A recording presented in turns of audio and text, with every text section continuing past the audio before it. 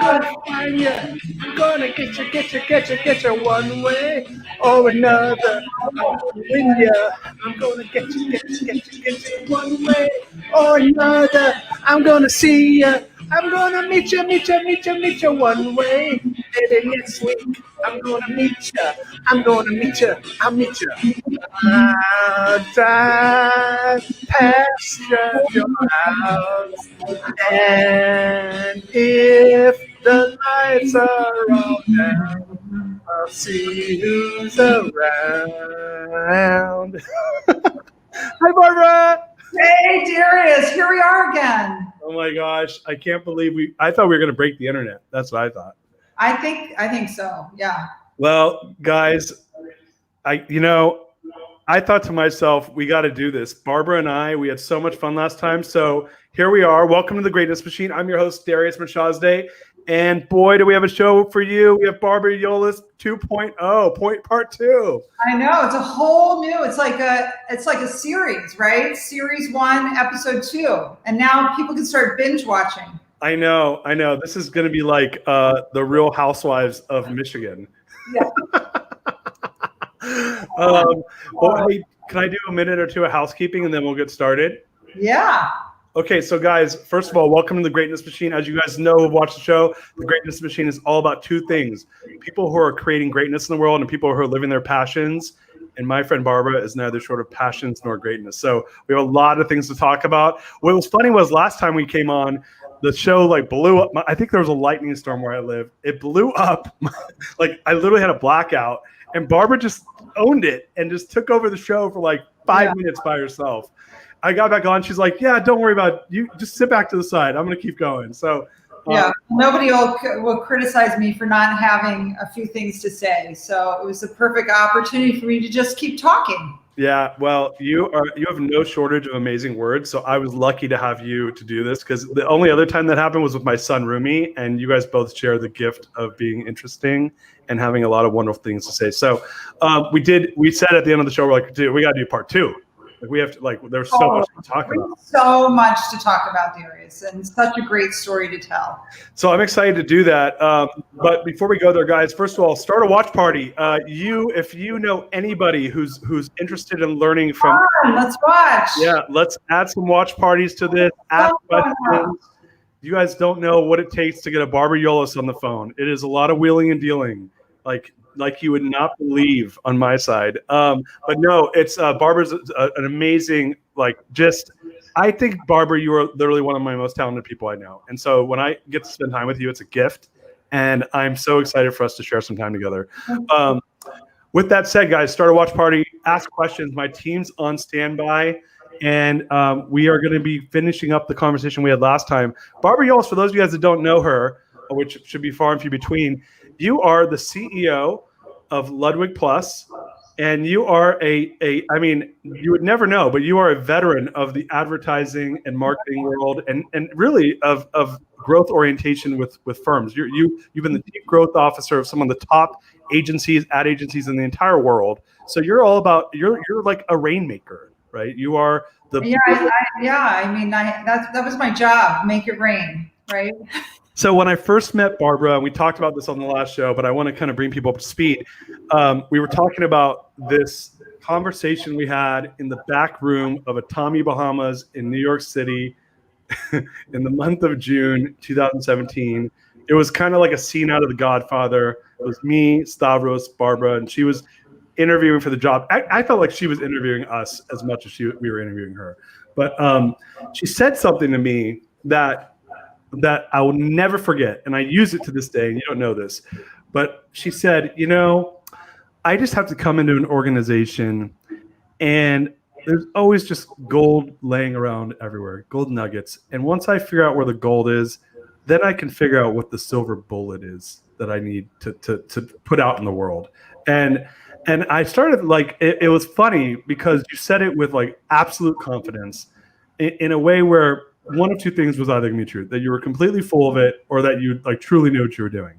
And I knew it was the latter because you and we mentioned this a little bit on the previous show. I had stalked Barbara's work for at least a good 3 years at this point. So I had seen this amazing work come out of her previous like gig at United Wholesale, and I was like, I don't know who they have over there, and I soon found out. But the work was amazing, so I knew that you were all about finding the silver bullet, and I want to fast forward to after that conversation. I called Barbara up, and again, this was a long courtship. You know, when someone's not looking for a job, as you definitely were not.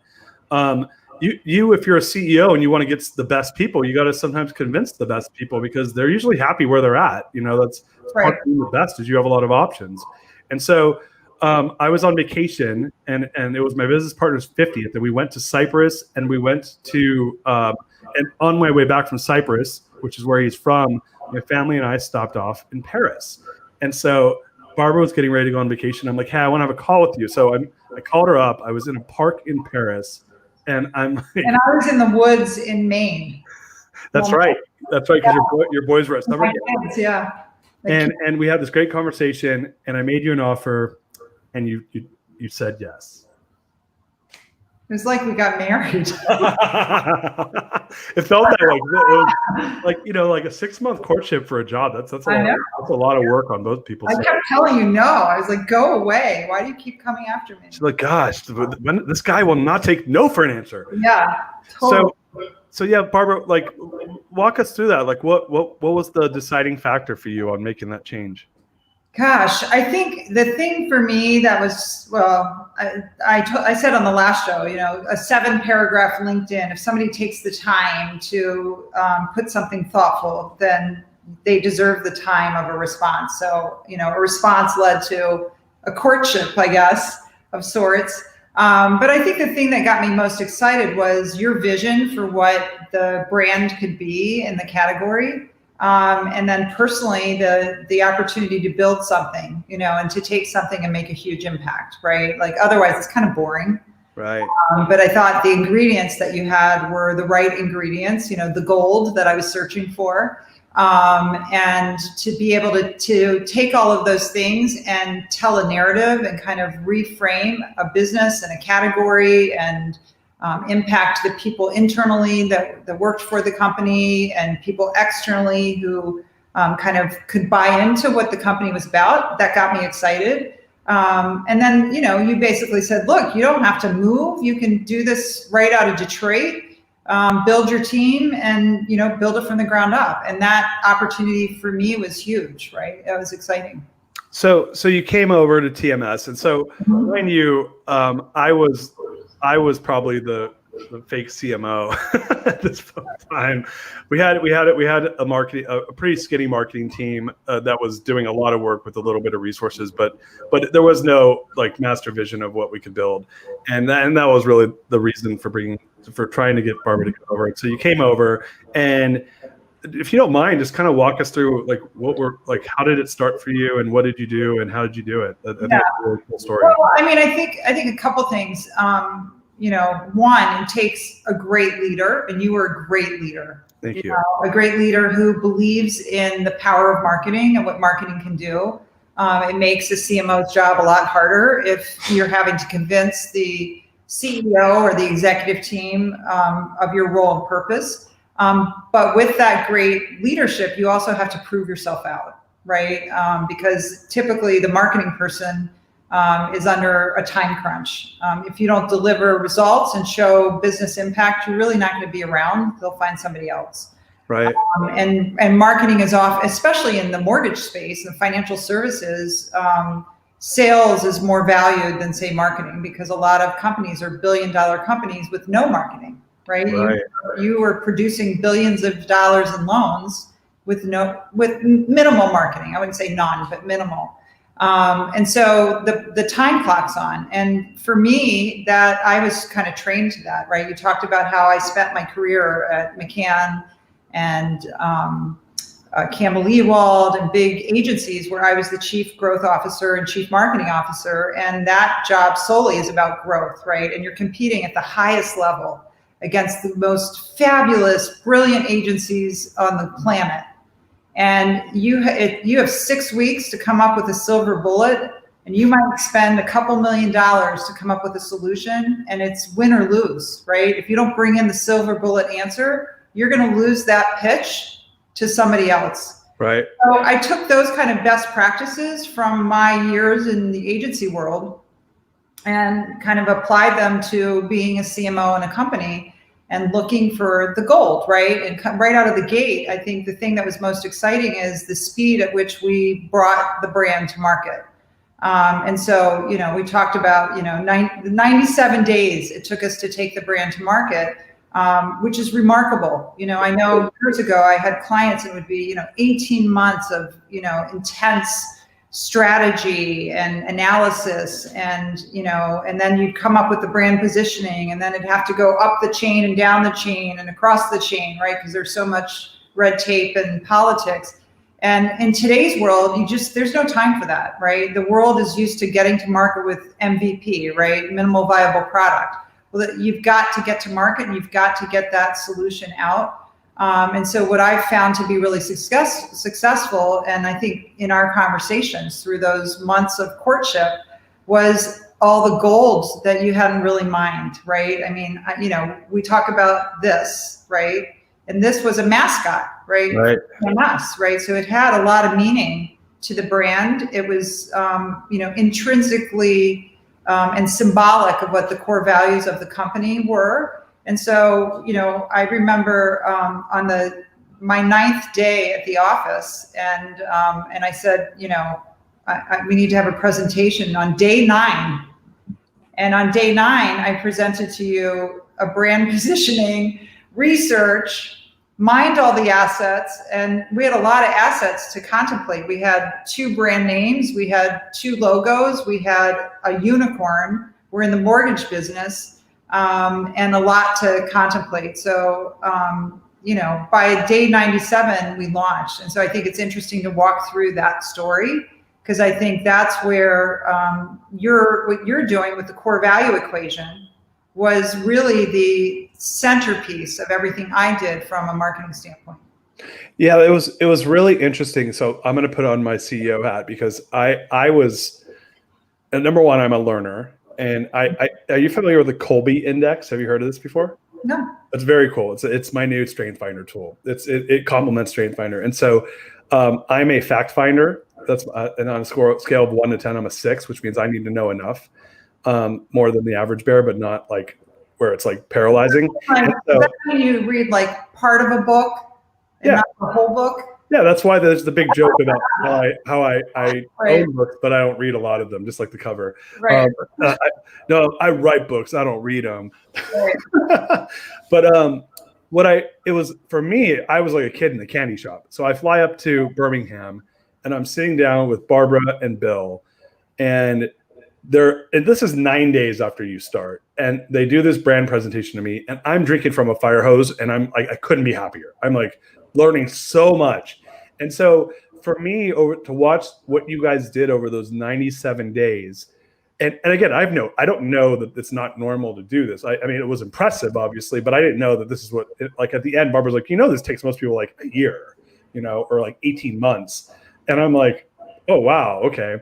But it was amazing to watch how you guys thought about things. And this was the one thing I'll never forget, is they showed me this it was like almost like a math quadrant, and there was high tech, high emotion, and and they placed the logos of all the competition, and in mortgage at the time, and I would argue this is still the case in a lot of ways, there was no one in the high tech, high emotion category. And we looked at and for me, what I realized was that intuitively I had landed on the high emotion myself. It's because I have an obsession with leadership, and I know that people want to be a part of something greater than themselves. Right. And that your clients end up, if you can build an internal organization that does that it gets reflected externally to your customers, because that's who you are. And I was asked this morning on a podcast I was on, I was asked, what's your favorite quote? And I told them my old favorite quote. I said, no, which is a Winston Churchill quote, which is success going from failure to failure without loss of enthusiasm. And I said, no, actually, that's not my favorite quote anymore. It's how you are anywhere is how you are everywhere. And that's my new favorite quote. And I realized that how your team is anywhere is how they are everywhere. And when I sat down with Barbara and Bill, I realized that is where great marketing gets done, is when people can take that and teach the outside world that that's what you are. Right. So I felt like you guys did that. And it was, I don't have a better word for this. It was like amazing for me to watch you guys do this. Yeah. It blew my mind. In my career as a CEO, it was the most fun I've ever had. And it was the best time I've ever had. It was the most fun I had too. It was awesome. Well, I brought a couple slides because I thought it'd be fun to Really show where we went from. And I'm game. Let's do it. You want to do that? Yeah. All right. Well, I don't have that slide. That was the one that you're talking about. I could find it, but I don't. No, that's okay. That's okay. But I will tell you that I think we should be, while I'm sharing this, I think we should talk about the core values of TMS, right? Yeah. So while you're putting that up, like critical about that to me was part of the appeal and the traction to coming, but it also was the springboard for everything we created. Yeah. So as the book says, right? So my book's out, The Core Value Equation. And as the book says, I believe that core values are the opportunity to become the language of the organization, but you have to operationalize them. You have to take them from inside the organization, inside the mind of the leadership, and you have to externally make them come to life, right? They can't just be words on the wall. They can't just be on a slide or on a piece of paper. They need to actually be alive and well in the organization. So I spent the greater part of the last 14, 15 years really doing that. And when Barbara, when you showed up, there was the 4 core values of TMS: people matter, period, inspiring leadership, strength of character, and rock solid service. And we had built a core purpose because I had studied under Simon Sinek. And for those of you guys who know who he is, he's all about the why. He wrote the book, Start with Why. And so our why at TMS was to grow happiness. And so when I showed up in Michigan, 9 days into Barbara working at the company, as at this point you were a CMO, becoming a chief strategy officer not too shortly thereafter, that's what you were working with. But it was alive and well. I mean, and we had our mascot was a pink unicorn, and when you came into TMS, you could feel it. But externally, we didn't represent that way. Right. And that didn't at all. And that was a big deal. Right. Total big deal. Right. So I think what's cool about it is, and I don't have all the disparate assets to share right now, but let me share a couple things, and hopefully this screen share works. Hold on 1 second. Yeah, if you guys, by the way, while you're doing that, guys, start a watch party right now. Barbara, this is like, if you go to Harvard and take their best marketing class, you don't get to learn these things. So, can you see my screen? There you are. Okay, cool. So, we talked about it was 97 days, right? And a lot happened in 97 days. I mean, and I'll high level this, but we were doing 25 interviews by day 5. Basically, I was working out of the corner of my husband's office. On day 9, we presented kind of an assessment of brand architecture, positioning, target audience. We created a 3-dimensional room. Darius, I remember when you walked in, you were like, holy shit, what is this? Cool. Right? We had done an analysis on every brand in the industry. We looked at brands who conveyed happiness. We looked at, what do millennials want, right? Because that was the greatest buying audience for a mortgage, and uncovered colors that aligned to the brand. And then by day 36, we were doing logo explorations. A lot of stuff happened in there. Day 53, we were deploying this brand idea down to 5 lines of business. And by day 97, you and I were presenting, right? But the funniest part of it all was this, right? This was the starting point. It was, the most expected color in the category. It was a cypress tree. And I think everybody thought you were the money store. Yes. The money source, right? So a lot of old, kind of money store advertising stuck in people's brains, especially on the East Coast. And I'm from the East Coast. And so do you remember when we presented this to the executive team and I had to play the sound of a chainsaw, because I said today, and the chairman of TMS is from Cyprus, and this logo has a cypress tree. So I really was kind of pushing the envelope on changing the logo and cutting down the cypress tree. Yes. Which we did, but we ended up here, right? Like, how do we get from there to there?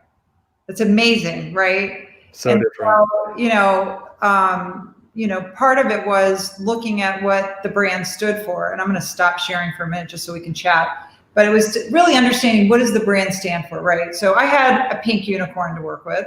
I had a company name called The Money Source, right? Or The Money Store, as everybody called it. We had another brand called Endeavor America, which was the wholesale brand that looked like it could participate in the election right now. You know, red, white, and blue, and flags, and Endeavor America, right? We're all about America. And then we had these incredible core values, right? People matter, period. Inspiring leadership, rock solid service, right? And really like meaningful core values. We had a customer service experience that was amazing. And so by going through that exploration and looking at, well, what does the brand stand for, right? What is true to the core of the company, those core values, right? And then you have this big, hairy, audacious goal, right? I'm going to help 1 million homeowners achieve homeownership. 1 million.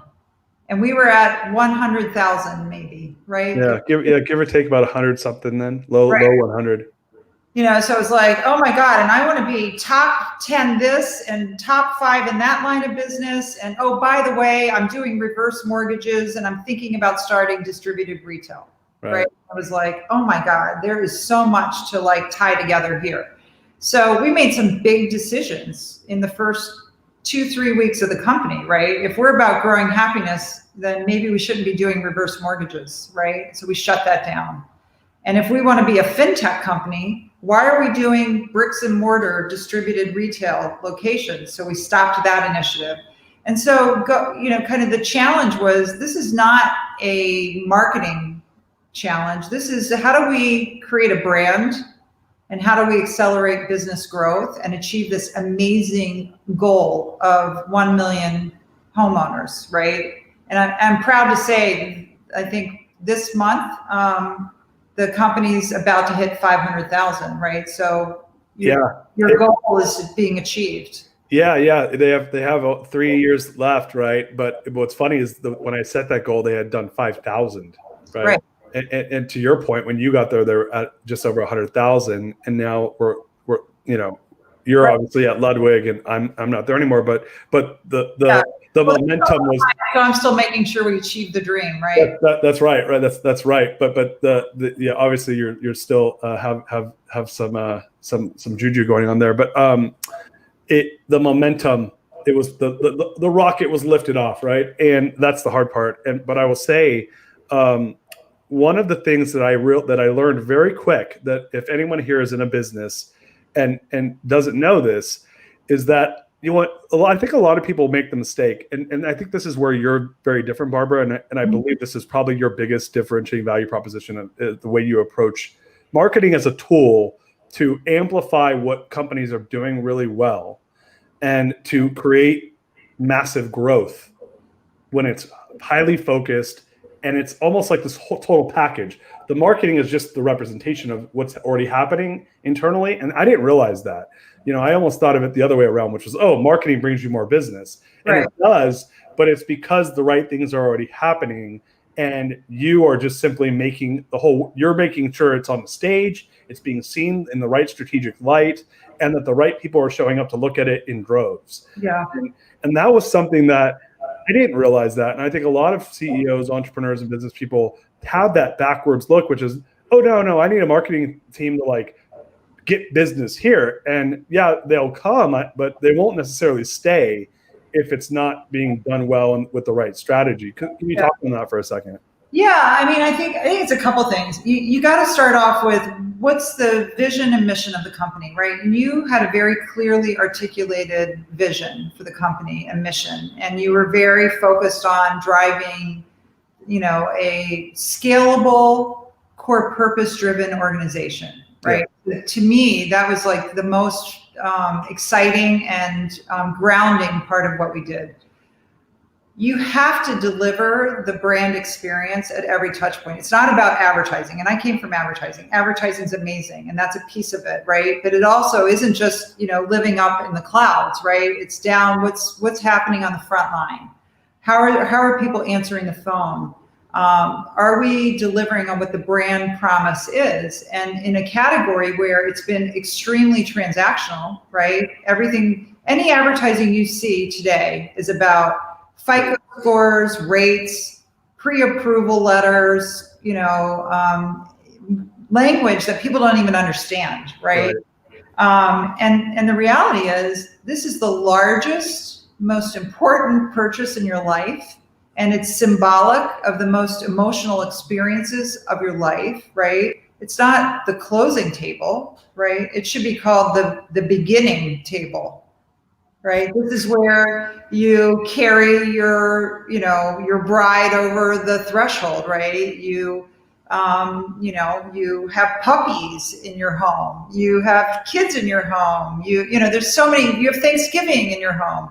You're figuring out how to do trick-or-treating in a pandemic in your home, right? So the home is this big emotional purchase. And I think, and I'm going to go back to sharing, because I think this is an important part of, what we did is we basically said, how do we get out of the industry standard of a value proposition, right? And to me, a value proposition is, you pay, you buy a bottle of water and you pay $1, good value, right?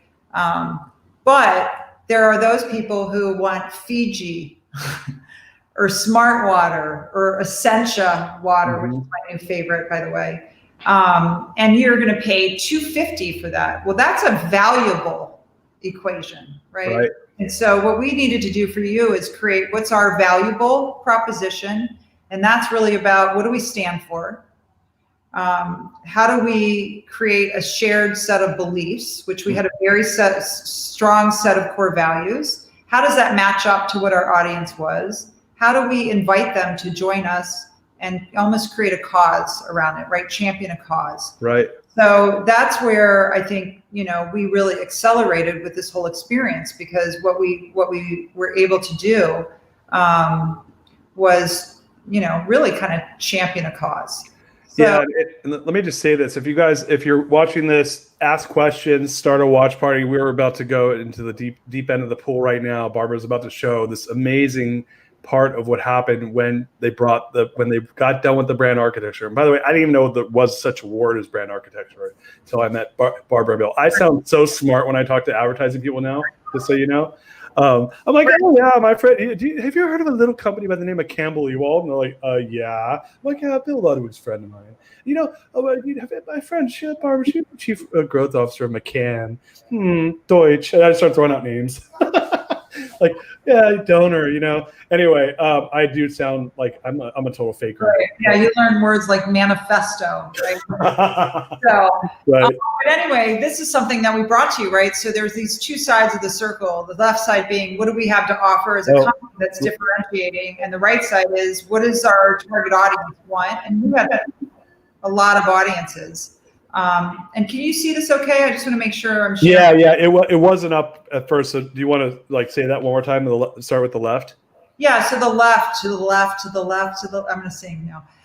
So the left side is the differentiating benefit of the company, right? And that's got to embody like who we are, what we're selling, what we're about, what our core purpose is, what's our mission, what's our customer service experience, everything. And then the right side is, what does our audience want, right? And so we said the money source is your fintech partners for the pursuit of happiness. Right. I would have landed here anyway, right? Millennials are seeking happiness and freedom, right? As first-time homeowners, they want to realize the dream of homeownership. It's like the highest order for them, and it hasn't been that high in many, many decades. Right. But it's filled with angst, right? And so we wanted to dial up the joy of home ownership and dial down the angst and marry it with this fintech company who's got this set of core values that was driving to help Americans achieve the dream, right? And grow happiness. And it was a really unique space because the category was behaving in FICO scores, interest rates, pre-approval letters, everything's transactional. Snorefest. No, this is an emotional purchase. Let's Right. do the emotion of what this is all about. And so, we came up with a whole new language for the category. And, you were very ahead of the game as a CEO.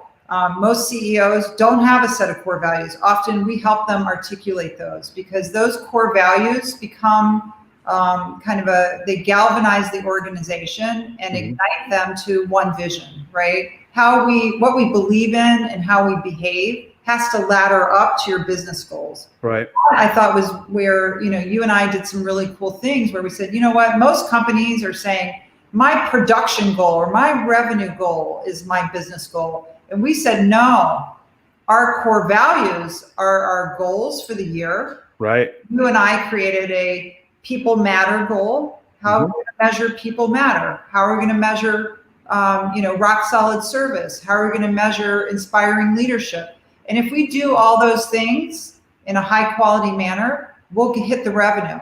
And so it's bigger. I think the key thing that we did, Darius, was this was way bigger than, hey, give me a marketing campaign. Totally. This became how we drove the business. This became the filter by which our IT team developed technology, how the training team onboarded people and trained them, how the front line answered the phone, how we had customer satisfaction scores in the servicing center when somebody did have a life situation. You'd think that the lowest customer satisfaction score might be when somebody defaults on their loan. That was the highest customer satisfaction. Right. That was crazy. So what Barbara just mentioned, we would do NPS, Net Promoter Score, which most Fortune 100 companies do. And we were like, this is, I think, where Barbara and I were like totally seeing eye to eye, is this combination of left brain and right brain measuring. And this is the thing I also learned about marketing, which is there's so much analytics and measurement around marketing. And so we started measuring our NPS for people who were legitimately potentially losing their homes, right? Like how good a service are we giving them to help them save their home? And that's like, no one does that. This is like most of these mortgage people are like hounding these people and harassing them. And we're like, no, we're going to treat these like human beings. Right. Because look, you think they don't want to make their mortgage payment? Of course they want to make their mortgage payment. But yeah, it was really amazing to see that type of stuff come to life. And to your point, that it's not to say you don't run a business without metrics. It's just that the behavior, I say this in the book, and I know that you believe this, Barbara, is that the core values are the ultimate decision-making engine for the business. They should define the core value. If you use the core values as the filter for everything everybody does, you're going to hit a home run. You're going to hit your numbers. You're going to have high retention. You're going to have high customer satisfaction. You're going to create a name and a brand and a position around that, because that's your uniqueness, right? That's what makes you a unique company. Right. So I think, when I told you in our interview, there's a lot of gold. I'm going to look for the gold. Mm-hmm. The gold is the content. The gold is what drove these two circles, right? Especially this one. And there's tons of gold that created that statement, right? That we ultimately said, we're a different kind of company and we're going to speak a very different language. We're not going to talk about transactional talk. It's not to say we don't have great prices and we don't have great rates and we have great turn times and all those things that matter in the B2C space and the B2B space. But we're going to do business in a very different way. And what that really boiled down to was, it was a call to action. Right. It was, we're going to stand for something. We're going to invite others to join us, and we're going to champion a cause. And so we talked about grow happiness, and we started saying, well, why is it about a refi? Why isn't it about refi euphoria? The happiness you feel when you lock in one of our low refinance rates. So all the other competitors could say, we have a low refi rate. Well, we have refi euphoria, right? Yeah. If I'm a first-time home buyer, It's Blissorama, because I don't have to plunk down. We used words like plunk down 20% to buy a home. I can buy a home with 3% down. That's Blissorama. And you can do this, right? So, this whole notion of grow happiness was a call to action. And the thing that I thought was most exciting, and that it took a real leader and a visionary like you, Darius, was that grow happiness was a rally cry, right? And we went out, you and I went out to all the different offices around the country and did design thinking sessions with our team members and said, well, what does grow happiness look like with each other? Are we delivering grow happiness inside our company? And what is grow happiness? What might that look like in our environment? And we did all these ideation sessions, remember? And people were like, oh, grow happiness means we have a slushing machine, or we have a hot tub on the roof of the building. But grow happiness might also mean that maybe in the call center, we don't take 8 different people to get somebody to an answer. Maybe we have a one call resolution. Right. Or grow happiness is a new product that we can deliver, or a new piece of technology that we can deliver. And it really drove the way we went to market. Definitely. Right. So, so we came up with all these cool ideas, and then, it was kind of embodied in this brand video, which was a manifesto. It was your first introduction to a manifesto. So you okay if I share this right now? I'm cool with it. Yeah. Okay, cool. Hopefully it plays. I know it's like streaming through streaming, but let's see how it does here. If you can't see it, you can go to ludwigplus.com and you can watch it. We stand for happiness. We're for Blissorama, enjoyitude, and refi euphoria. Walking on the sunny side of the street, and drinking from the glass that's always half full. Our mission is to lift you up, way up, and to help leave the world a better place. We're for pink unicorns and making more than 1 million American dreams come true. We're the ones who wonder, happy hour? Why not happy year? Or better yet, happy life.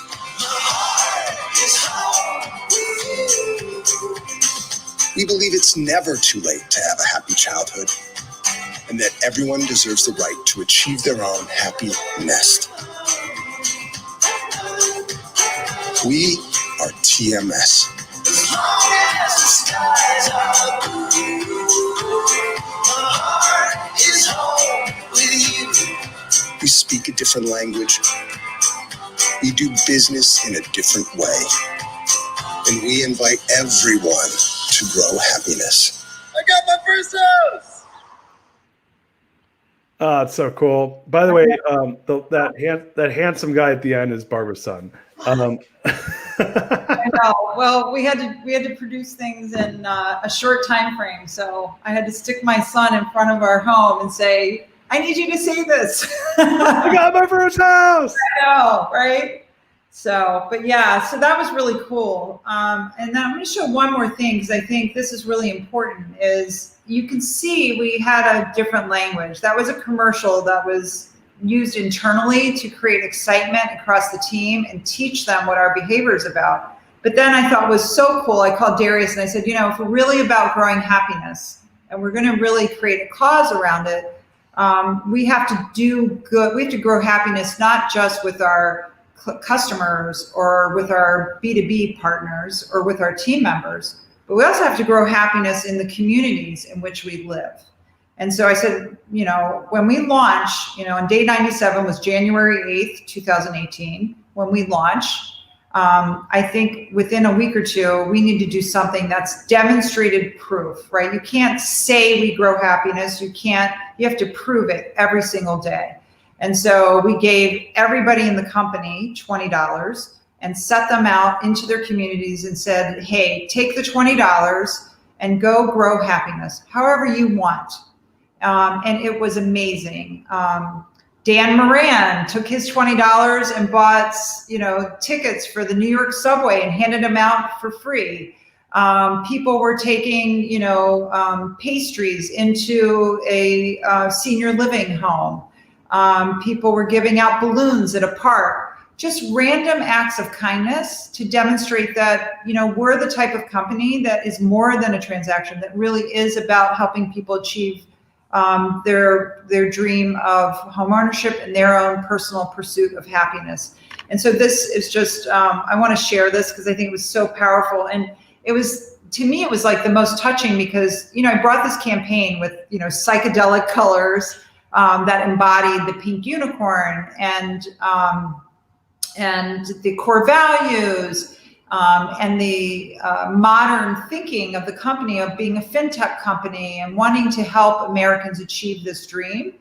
And I remember feeling a little hesitant because, we had some very tough, very kind of pencil sharpening lines of business like correspondent investing, where TMS buys loans from somebody who originates them and services them, right? And it's all about, it's a commodity, right? I'm going to package these loans and buy them from you and stick them in my portfolio, and I'm going to collect the payment on them. And those loans are going to be our loans, right? And that typically tends to be a very serious, it's like, you're buying a commodity, right? And we said, well, you're not really, buying loans. They're people's homes. And that's really should have more passion around it. And, I remember when we showed this spot to Chuck, I know he won't remember, but I remember it brought a tear to his eye. And he had this moment of like, you're right. It is more than buying loans. We're buying homes. And it really changed the entire dynamic of how the whole company behaves. So let me share this and then I'm done sharing. Yes, sir. Yes, sir. So let me ask you one quick question, if you don't mind. What is happiness to you? Happiness? Yes, sir. What is happiness? Man, that's a great question. There's no wrong answer. I would say waking up with the person that you love. Ice cream. And popsicle. Play with kids. For me, happiness is home.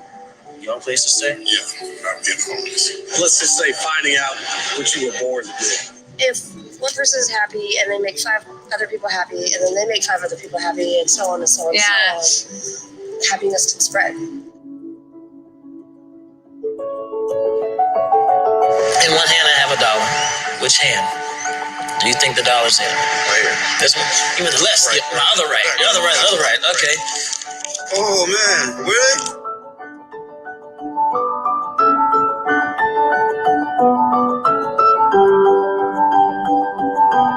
How would you mind if I were to pay for your groceries for you?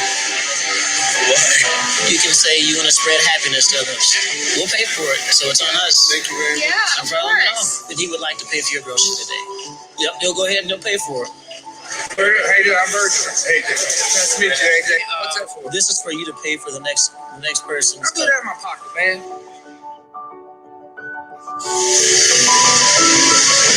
It's been tough. And just the smallest little thing that you can do, that's just happiness. What we got for you is a full-size jacket / sleeping bag.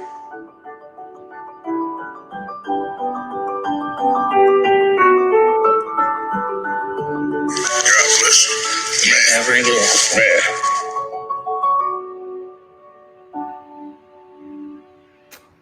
Still gives me like the shivers. That's I know, me too. And I mean, and to me, that's what it's all about, right? So you take the premise of your book, right, the core value equation, and articulate what these core values are, and they have to be reinforced every single day, right, and across the company. I think the big myth is, oh, it's up to the leadership team to do this, right? And it's not. It takes every single individual across a company, and I don't care if you're 10 people or 10,000.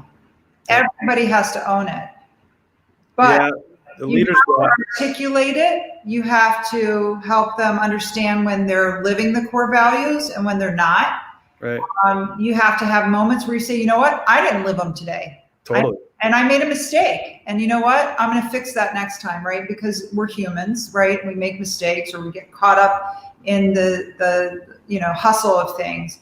But if at the end of the day, you try your best to live the core values, and then you can articulate that from the inside out. And I didn't even cover half the stuff we did, Darius, like launching Unicornopolis, right? Unicornopolis was our enterprise-wide platform where we had a chat feed, and we had a task management system, and we had the pink, what did we call it? The pink desk. Pink desk. The pink desk. We had the pink pulse, right, where we're constantly taking surveys regularly throughout the year, taking EMPS surveys. All of that is how you build a brand and achieve your business goals. So you have to have the business goals up here. You've got to have a foundation of core values. And then, the marketing becomes very easy, right? Because all you're doing then is telling the story, and you're making sure that you're constantly mining those gold nuggets every single day, because that's the content you push out, right? It's, it's funny. Like I still do it. I still go and I'll talk to somebody in the call center or an underwriter, or go visit a broker partner and say, what is it about it that why do you love this, right? Why do you do it faster? Oh, well, we triage it, and triaging it, oh, that's content, that's growing happiness, right?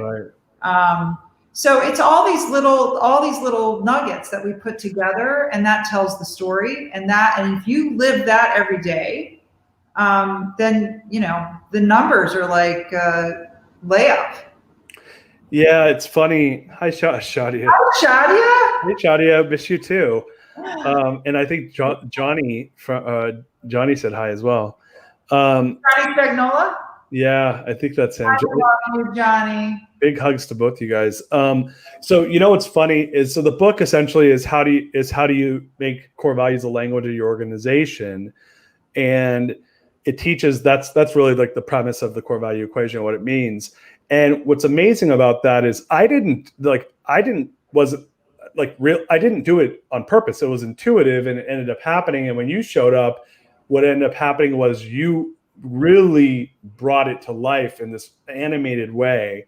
And that was something for me it really brought something internally that was happening and made it stronger. And then it also brought it externally. And to your point, and most people are thinking, oh, they were a mortgage company. We were a B2B mortgage company for the most part. Right. We're buying loans from banks. Our clients are these like hardcore, like Texan bank people, and it's like, hi, want a pink unicorn? Yeah, pink unicorns. And by the way, when we would go to trade shows, we were giving out, I called Darius, I go, do you mind if I'm giving out pink unicorn tattoos? It was like the booth, right? Everybody's like, can I have some tattoos to take home to my kids? Yeah. Grown men, right, that are like crusty, and they're like, and I'm like, here's the pink unicorn stuff, Yeah, they didn't care. Hey, listen, because they could go get some shitty greenhouse, blue, gray, homeowner bullshit anywhere. But for us, it was different, and it stood out. And it's so fun rehashing it. And it just shows I appreciate you so much. You're such a genius. And thank you. You really are. And we're heading towards the end of the show, but I want to just bring this up, because this popped up in my LinkedIn feed. Now that look, I've been out of the mortgage business like as a CEO now for almost a year. But I go on LinkedIn and things, I kind of like quietly stalk people like I used to stalk Barbara back in the day.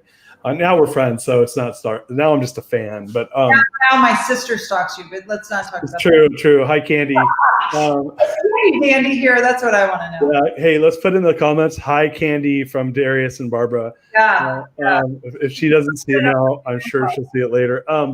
So I saw that you just won a Stevie Award for Female Executive of the Year. Is that true? Yeah, I was like so just humbled and honored. I was kind of blown away. So I won the Female Executive of the Year, and the company won Company of the Year. So we won 2 awards this week.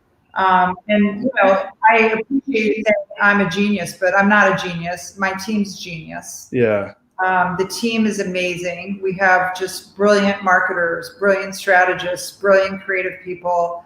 I'm so lucky to work with this team. And I'm grateful that because this team started with you, as you know, you let me bring in the kind of caliber of talent that can come up with genius like this.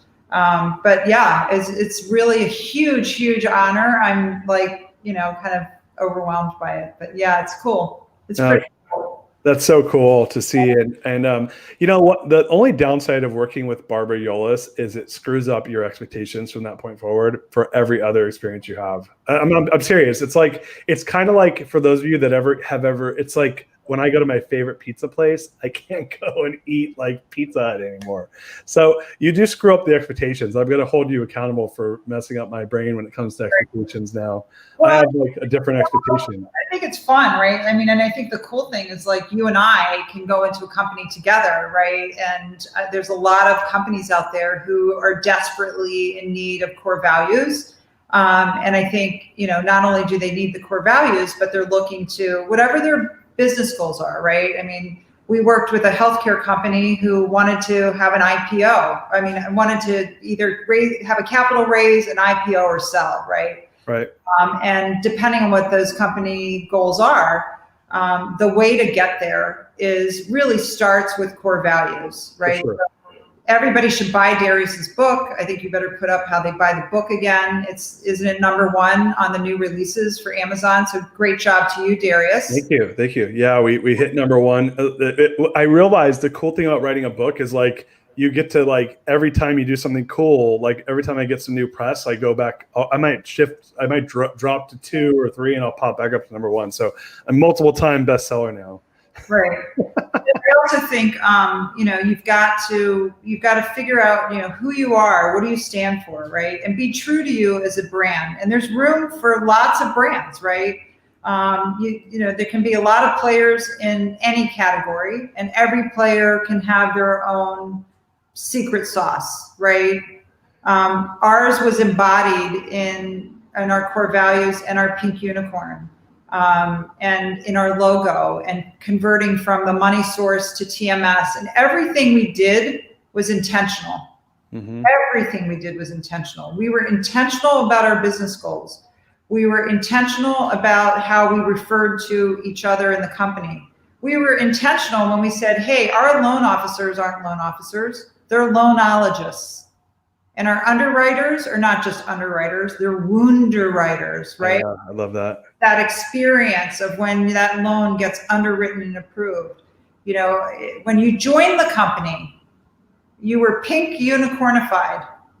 I know. Right? And we rolled out, we brought you in and you started your day every day at Unicornopolis, right? And so that, all those little inches, all those little nuggets, and very purposeful, driven actions and behaviors, that's what made the company literally come out of nowhere. I mean, I just remember I walked into the MBA conference and they said, where did you guys come from? We haven't heard of you. Little did they know you were already doing 15 billion at the time, right? Yeah.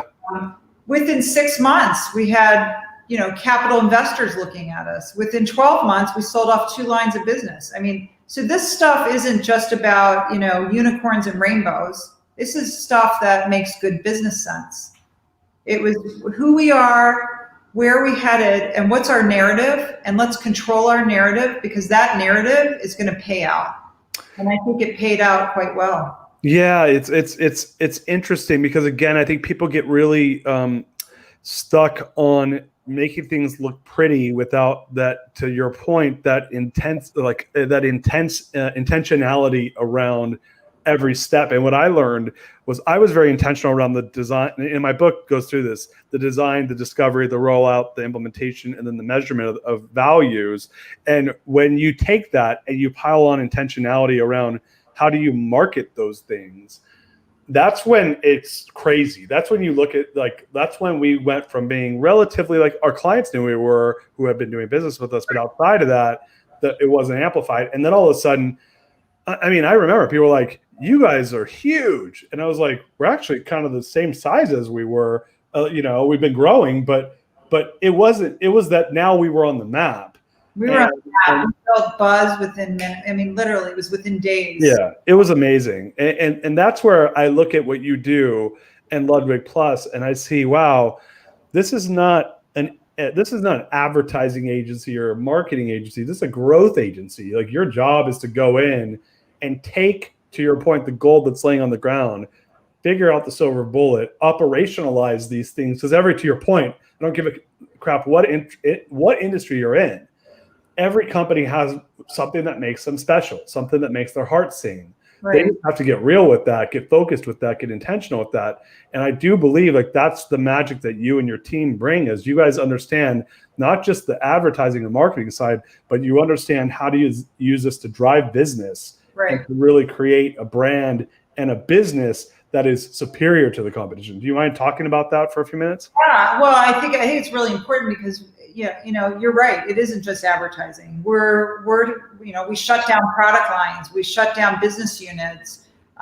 We created new training modules. We looked at call scripts.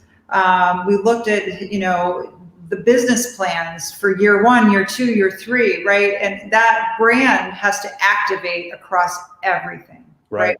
It's how you answer the phone. It's how you, what experience do you have at the end of any interaction with the company? It's how we hired people, right? We had to hire people who could deliver happiness. Johnny, who was just chatting us on the show, he delivers happiness with his team every single day at the TMS servicing center, because, and quite honestly, we renamed it, right? We said it's not servicing the way the industry calls it. We said it's customer servicing, right? Because we're growing happiness.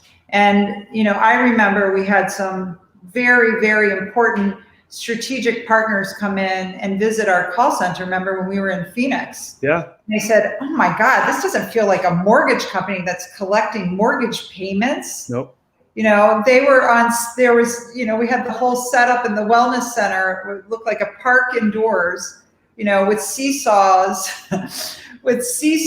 picnic tables, and what's that game, where you cornhole. Cornhole, right?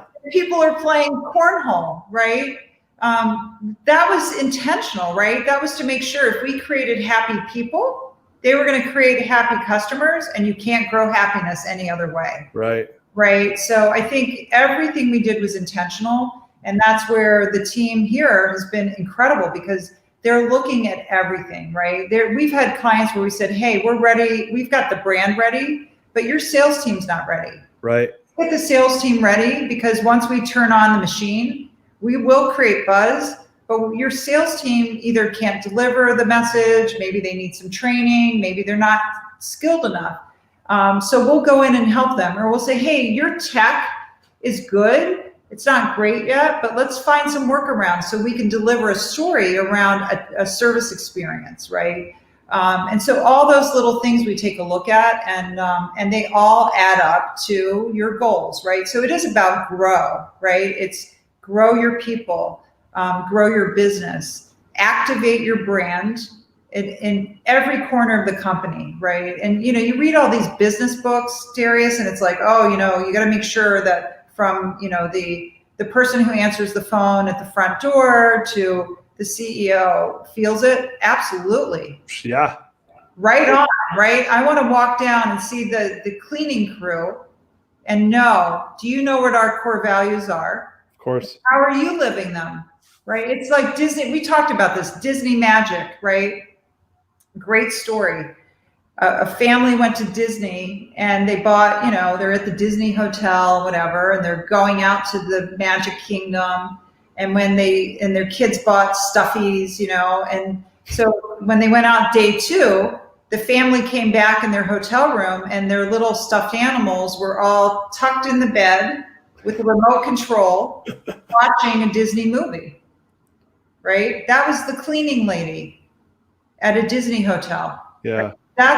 You have to look at your brand and how you activate it at every touch point and be true to it.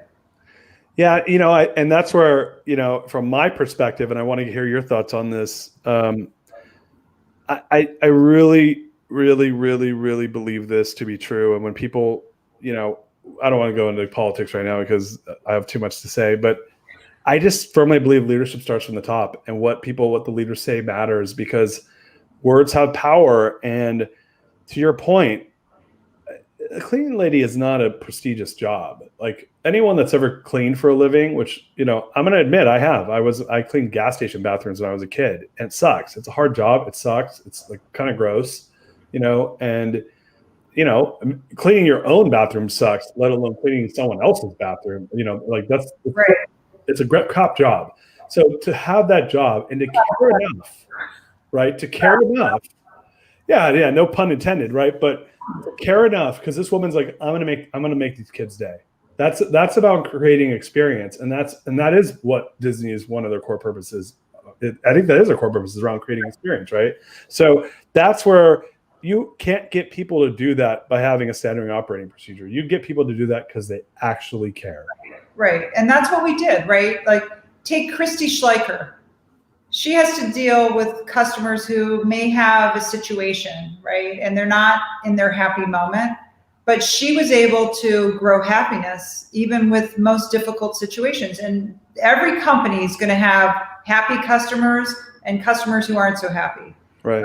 If you train them well and you align them to the belief system, and you show them that way, then the entire the leadership has to set the vision, right, articulate it, and great marketing can help activate it, right? But then it's up to every team member to bring it alive and own it. And I think that's where what we did was very different, because we created accountability across the entire organization, and we were very clear about our expectations of what is expected of you and what behavior is expected. And if you can't align to we would grow happiness, right? Then we shouldn't be here, and that's okay, right? We're not for everybody, but be true to who we are. We're going to try to recruit people who want to be aligned to that. People like Shadia, right? And Johnny, and that who can activate it at no matter what it is. Even if you never interact with a client or a customer, you should be doing it to each other every single day.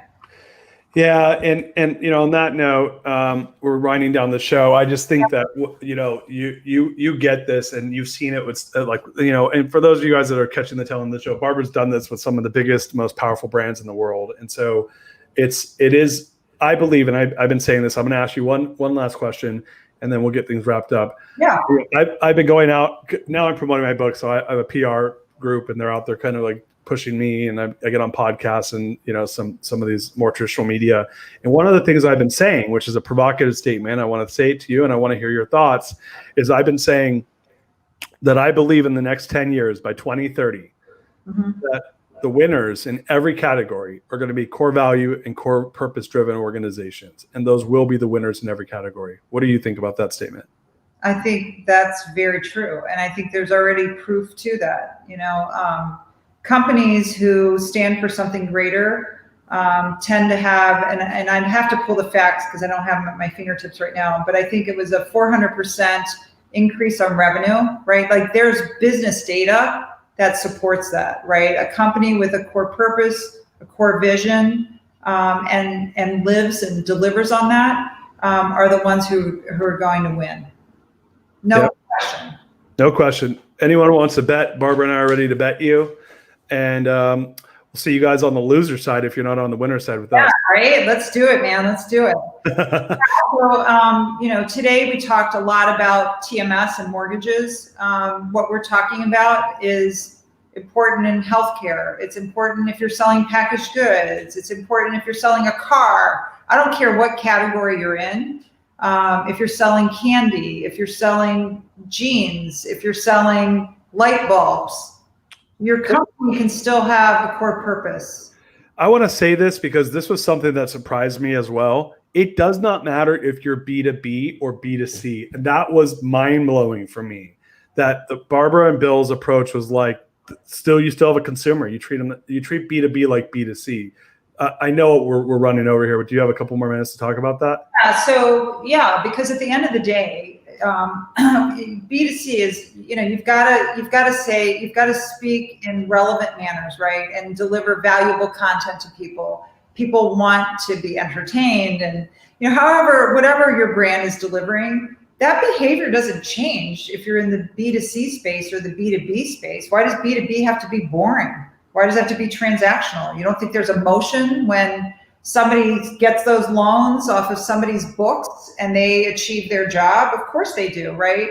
There's a emotional aspect to a B2B target audience equally to a B2C. I'll use mortgage as an example, right? I'm a loan officer, right? And my goals are to help my clients be successful and get their home of their dreams. And as a loan officer, I want to realize my fullest potential as a loan officer. There's nothing transactional about that. It's a highly emotionally charged purpose. I'm an independent mortgage broker. I went on my own. I'm a small business owner. I want my business to be successful. I want to realize my own professional dream. Why wouldn't I have emotional messaging to them? So they're no different, right?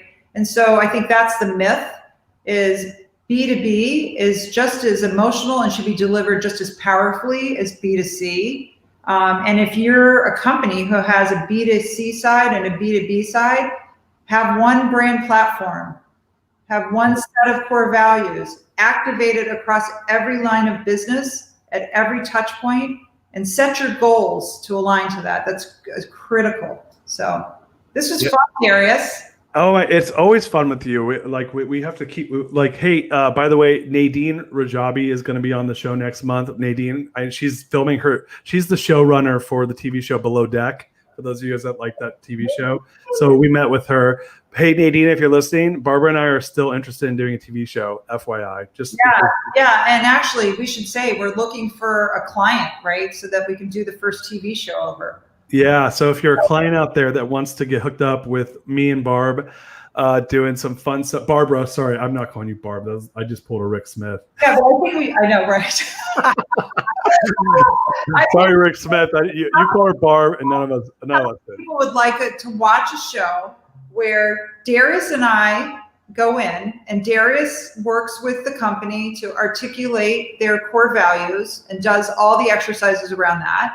And then I work with them to activate the brand and do the marketing. And so it's like post Shark Tank, but it's Barbara and Darius, and come up with a name for it. But that's what we talked to Nadine to launch a show. So maybe we should ask your viewers, what do they think about that, and get some feedback so we can tell Nadine, people like this idea, we should have our own show. Yeah, it's like the ultimate home makeover for a company, where we come in and we make over the company. So you guys give us your feedback on that. We'd love to hear it. But Barbara, if you're a company out there and you want to be the first one on our new TV series, let us know, because we're ready to roll. Like, we're ready for the first show.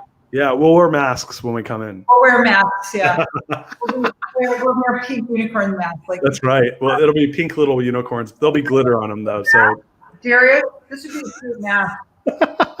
Here's what I have one. Okay, it's too much. All right. Barbara, thank you. Hugs. Big hugs. Thank you so much. Barbara, where can people find you guys? LudwigPlus.com. Give us a call. We're ready to roll. Yeah, guys, check out Barbara at LudwigPlus.com. Plus is spelled out. And what a great way to end the week. As you guys may or may not know, I'm doing 2 shows a week now. So I'll see you guys next week. I got JT McCormick, who is on the board of Conscious Capitalism, and he's the CEO of Scribe Media. And then we got Rich Manders, who is a scaling up coach, who does some amazing stuff. He has the process called the Sparkle process, which is all around selling your company. So we got some really interesting people coming on the show. Back to back, Barbara, then JT McCormick, and then Manders. My gosh, I'm such a lucky duck. Candy Danny has a lot to watch. Yeah, totally.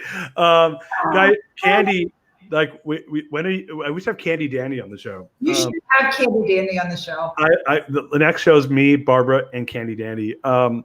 Guys, if you please subscribe to the show on YouTube. It's The Real Darius. You go to www.therealdarius.com. You can subscribe to all my social there. And the last but not least, subscribe to the show here on Facebook at The Real Darius M, and buy my book and give me reviews. I need book reviews. I'm in the book. Oh, Barbara's in my book. That's right. She all like page. The book. I was so happy to see that in the book. That was totally intentional. Do I get royalties from that? I don't know. I think I have to make money first. Sue you for that. You signed a release. You just don't remember. Oh, yeah, right. Okay. I love it. All right. Love you, Barbara. Guys, see you guys later. Peace. We're out of here. Bye. Bye, everybody.